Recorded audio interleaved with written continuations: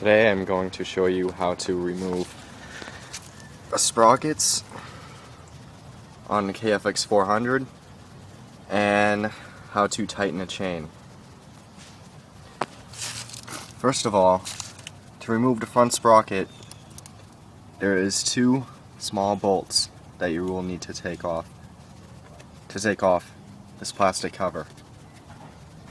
Once you have removed the bolts, the cover should just come right off.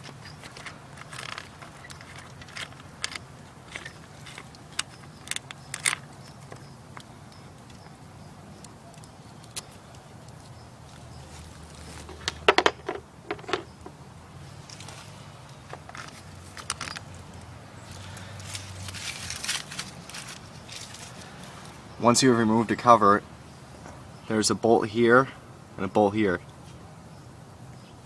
You unbolt both of those and there's a clip that will come off. As soon as you pull the clip off, the sprocket will come off. That's pretty simple. For the back, it's a little bit more complicated. First, you must unbolt the rear tire from the hub.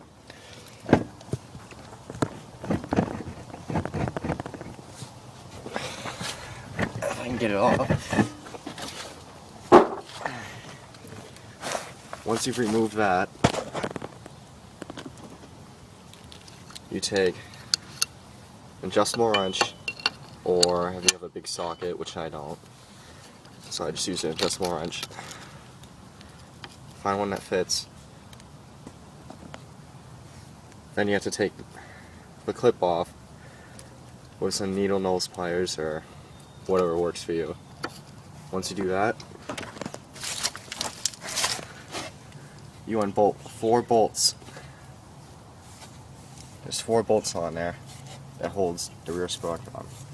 Once you do that, it'll come right off. The reason you have to remove this, the hub on the end, is because the sprocket will not come off unless you remove it.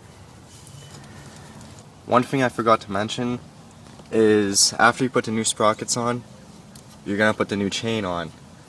When you put the new chain on, it's not going to line up right. It's probably going to be too tight for adjustments that it's adjusted at. So you're going to need to loosen basically the rear axle up. It's on a carrier that moves forward and backwards. It's held down by 4 bolts. I believe they're 17mm bolts. And this is the adjuster right here, 17mm nut. You loosen this one, this one, this one, this one. You loosen those up.